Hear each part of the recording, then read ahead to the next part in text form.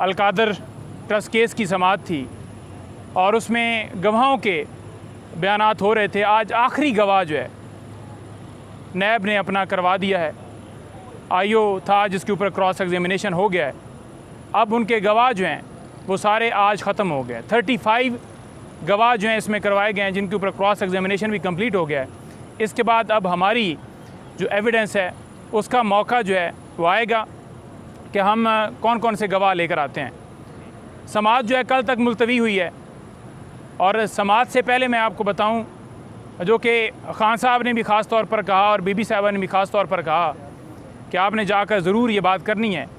पहली बात ये है कि लॉयर्स को बहुत ज़्यादा मुश्किलात हर्डल्स पेश की जाती हैं।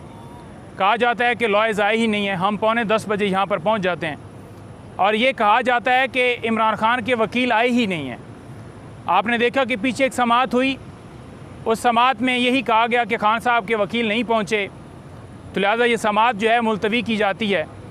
तो इनका दिल यही है कि ऐसा मौका लेकर आएँ कि वकील बाहर मौजूद हों और ये कह दें कि वकील वहाँ पर आए ही नहीं, तो लिहाजा यकतरफ़ा कार्रवाई की जाती है। खान साहब ने आज भरपूर तरीके से रोस्टम पे खड़े होकर हमारे साथ प्रोटेस्ट किया। उन्होंने बताया कि किस तरह यहाँ पर कर्नल साहब कंट्रोल कर रहे हैं सारे मामले को और लॉयर्स को जानबूझकर रोका जाता है, एक तजलील करने की कोशिश की जाती है। और दूसरी तरफ वही वकील जो नैब के हैं उनको प्रोटोकॉल हासिल होते हैं, उनकी गाड़ी अंदर जाती है, वहाँ पर भी उनके लिए चाय और बड़े दस्तरखान और सारा कुछ लगा होता है। हमें पानी तक नहीं दिया जाता। ये बात उन्होंने बाहर आ कही कि आपने जाकर बताना है कि अब इमरान खान के वकला को भी, बीबी साहिबा के वकला को भी इस तरह से हरासा किया जा रहा है या उन्हें सिर्फ़ और सिर्फ तंग करने के लिए, परेशान करने के लिए ये सारा किया जा रहा है। घंटों के बाद, घंटे डेढ़ के बाद जो जाकर अंदर इजाज़त देते हैं। और आज बारिश थी, बारिश में सारे वकला यहाँ पर उनकी यूनिफॉर्म जो हैं वो वेट होती रहीं, लेकिन किसी को ये नहीं कहा गया कि आप इस कमरे के अंदर आ जाएं। तो ये आज किया गया है। और जो खान साहब ने मीडिया से बात की और मुख्तलिफ़ बातें की, उन्होंने कुछ पॉइंट्स मुझे नोट करवाए हैं, वो पॉइंट्स मैं आपके सामने रखना चाहता हूँ। पहली बात यह है कि जो DGI इश्तियार साहब ने प्रेस कॉन्फ्रेंस की थी उसके ऊपर खान साहब ने बात की है और उन्होंने कहा है कि माफ़ी की बात की जा रही है। तो उन्होंने कहा कि माफ़ी जो है वो मांगें जिन्होंने हमारे लोगों को शहीद किया, जिन्होंने हमारे लोगों को के ऊपर जुल्म सितम किया, ज़ख्मी किया, चार दीवारी का तकद्दुस पामाल किया, तो माफ़ी तो उनको मांगनी चाहिए। और उन्होंने ये भी कहा कि मैं माफ़ी जो है एक सूरत में मांगूंगा, वो सूरत में कि CCTV फुटेजेस जो हैं वो सामने लाई जाएं।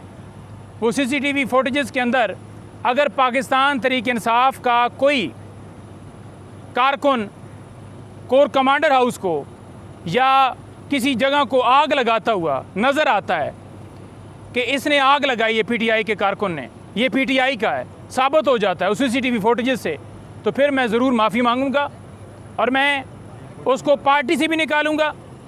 और उन्होंने साथ ये भी कहा कि मैं कहूँगा कि इसके ऊपर कानून के मुताबिक कार्रवाई की जाए।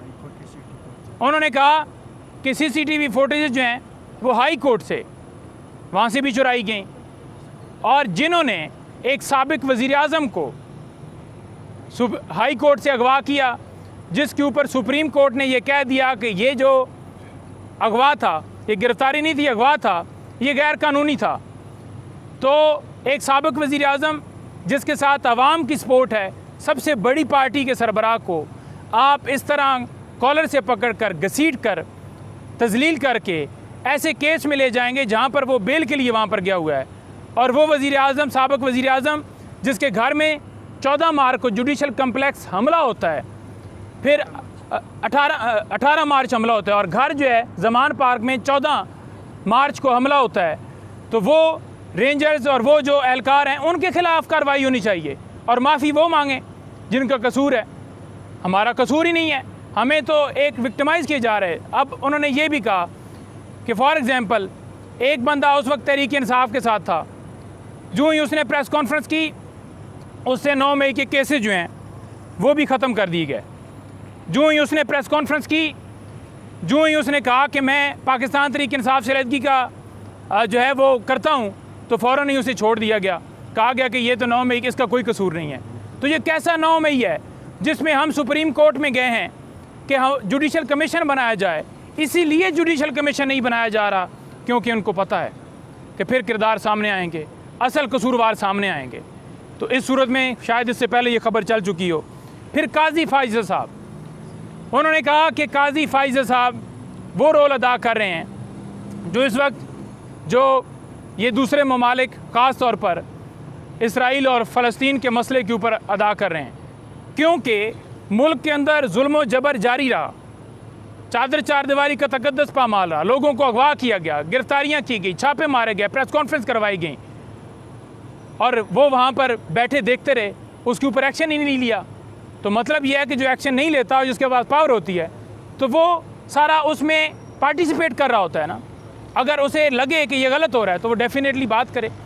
लेकिन उन्होंने कहा कि काजी फाइज़ साहब को हम 12 कह चुके हैं और अब भी मैं कह रहा हूँ कि हमारी पटिशन्स जो धांधली डाका डाला गया, वो हमारी पटिशन फंडामेंटल राइट्स की जो वायलेशन की गई, वो हमारी पटिशन जुडिशल कम्प्लेक्स के हवाले से, खान साहब की डिस्क्वालिफिकेशन के हवाले से, और जितनी पटिशन्स हैं वो क्यों नहीं लगाई जा रही, क्यों नहीं कमीशन बनाया जा रहा।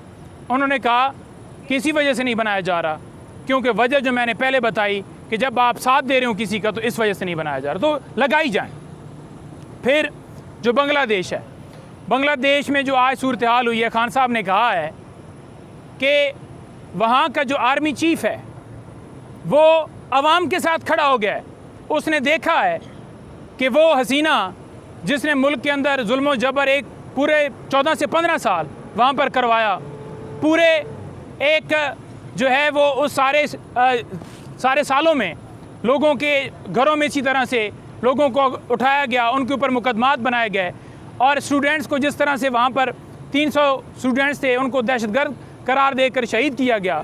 तो उन्होंने कहा कि वहाँ का जो आर्मी चीफ़ है वो अवाम के साथ खड़ा है, उसने अवाम की राय का एहतराम किया है। और इस वक्त जो सूरत हाल है पाकिस्तान में, वो बांग्लादेश से बरतर है और यही पाकिस्तान के अंदर किया जा रहा है। ख़ास तौर पर उन्होंने कहा कि जो बिजली के बिल हैं वो आज आसमानों को छू रहे हैं, आज लोग बिजली के बिल नहीं अदा कर रहे। बार बार उन्होंने कहा कि इस बात को आप बार बार उजागर करें कि लोगों के आज जो मेरा वो वहाँ पर बता रहे थे कि जो ऊपर सिक्योरिटी वाला था उसका बिल भी कोई पहले 10,000 या 15,000 आता था, उसका भी 50 से ऊपर हो गया। तो साथ उन्होंने ये कहा कि हसीना जो है वो